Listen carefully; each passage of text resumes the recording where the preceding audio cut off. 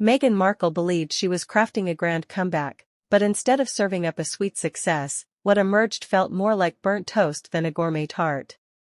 Her Netflix series With Love, Meghan was designed to be a warm, lifestyle influencer escape, a peek into curated charm and domestic bliss. But within days, the entire project crashed harder than anyone could have imagined. On paper, it seemed like a winning recipe, a duchess turned celebrity, glossy visuals, a sprinkle of lifestyle inspiration, and, of course, that ever-present curiosity about royalty. Yet just 5 days after its debut, the numbers told a harsh story. Day 1, the show ranked 73 globally. By day 5, it had plummeted to 127. And beyond that? Silence. The series never broke through in major markets. No top 10 in the US, no buzz in the UK outside of one fleeting chart appearance in Australia and a blink and you'll miss it mention in Sri Lanka. With Love, Meghan simply didn't register. No trends, no cultural chatter, not even enough backlash to spark hate-watching. It just disappeared. And that, for a public figure once built on intrigue, was the worst verdict possible, because the opposite of love or even hate is indifference. And Meghan found herself staring at exactly that. Netflix had bet on her name and the constant swirl of controversy to draw an audience. Even her critics assumed curiosity alone would drive views. But the reality? The world no longer cared enough to even mock her. One reviewer at the Times was especially brutal, comparing the viewing experience to being waterboarded with trifle. And audiences agreed. Social media filled with parodies and memes, mocking the show's overly polished aesthetic. From turmeric marshmallows to designer aprons, her picture-perfect homemaking felt less like content and more like self-parody. Instead of laughing with her, viewers were laughing at her. The desperation around the failure became even more obvious when certain supporters allegedly photoshopped Netflix top 10 charts to make it look like the series was thriving. That kind of delusion didn't signal success, it revealed a fanbase collapsing in on itself, clinging to a fantasy that no longer existed. The deeper issue here is that Meghan's carefully built image, once polished, mysterious, and compelling, has hollowed out. Audiences no longer connect with her. They see through the scripted moments, the calculated poses, the artificial relatability. And when a public figure feels out of touch with reality, people walk away. Meghan isn't Martha Stewart, and she certainly isn't Taylor Swift, who reinvents herself constantly while remaining authentic and relatable.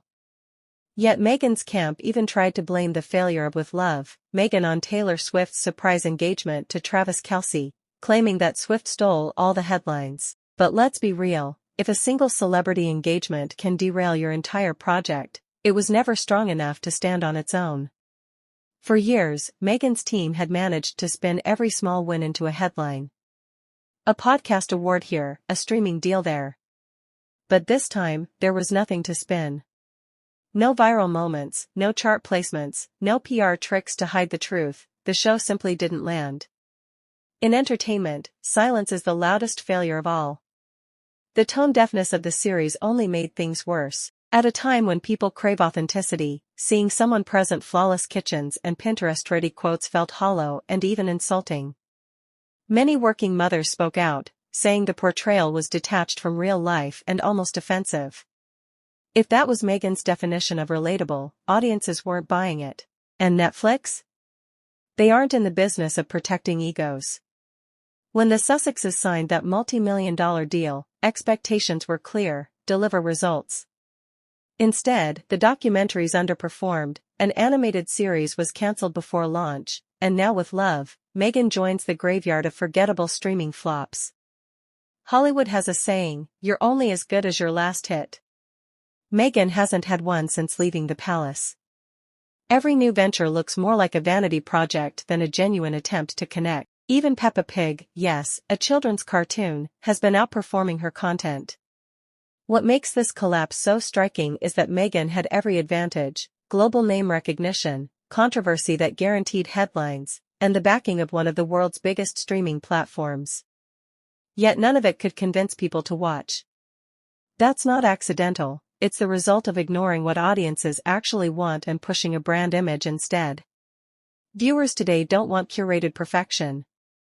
They crave honesty, humor, humanity, even chaos. Meghan could have embraced vulnerability, laughed at herself, or shown the messy reality of life. Instead, she delivered staged montages of jam-making and kitchen perfection, and people tuned out. PR experts have summed it up simply: you can't spin your way out of bad numbers. Views don't lie. And the truth is, Meghan just isn't connecting with people anymore. Her defenders tried to blame timing. But Taylor Swift didn't steal the spotlight. Meghan's show failed because no one was interested in the first place. There was no buzz to begin with. Behind the scenes, her team continues to scramble, leaking stories, stirring social media, trying to rewrite the narrative. But this isn't just one show's failure. It's part of a pattern. From Spotify to Netflix, nearly every major partner has distanced themselves from the Sussexes. That's not coincidence, that's fatigue. And the irony? Meghan once said the palace prevented her from being her authentic self. But now, with full creative freedom, her version of authenticity is pushing people away faster than ever.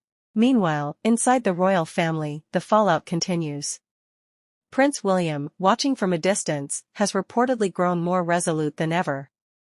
While Harry and Meghan stumble from one failed media experiment to another, William is focused on the long game, protecting the monarchy's credibility. Behind palace doors, tension simmers, not just between William and Harry, but between William and King Charles. William refuses to consider Harry's return to the royal fold without consequences. In his eyes, betrayal has a price. Harry's interviews, his memoir, his public airing of royal drama, these aren't things that can simply be brushed aside for optics. For William, even a photo op with Harry would hand back credibility the monarchy can't afford to lose. It's no longer just personal, it's strategic. The crown, he believes, must be protected at all costs. King Charles, on the other hand, feels torn. He is a father as well as a monarch, often leaning toward appeasement in hopes of preserving peace. But that tendency to forgive, whether it's quietly easing Prince Andrew back into the fold or considering meetings with Harry, frustrates William, who views it as weakness. And beneath it all lies a generational divide. William wants a streamlined, modern monarchy, one that resonates with the times. Charles clings to ceremony and tradition. Sources say William even finds his father's obsession with uniforms and pageantry outdated, almost absurd. So when Harry's camp hints at possible meetings with the king, William sees it as a trap, a publicity stunt that could be spun into an olive branch narrative. And he won't allow it, not without a public apology, not without accountability. What's unfolding isn't just a family feud. It's a power struggle over legacy, control, and the very future of the monarchy. On one side is a king longing for peace. On another, a son demanding boundaries. And on the outside, another son trying to monetize royal drama just to stay relevant. For William, the choice is clear: no deals, no PR resets, no more second chances. If Harry wants a way back, he'll have to earn it. And this time, Meghan can't orchestrate a redemption arc, not even with Netflix backing her up.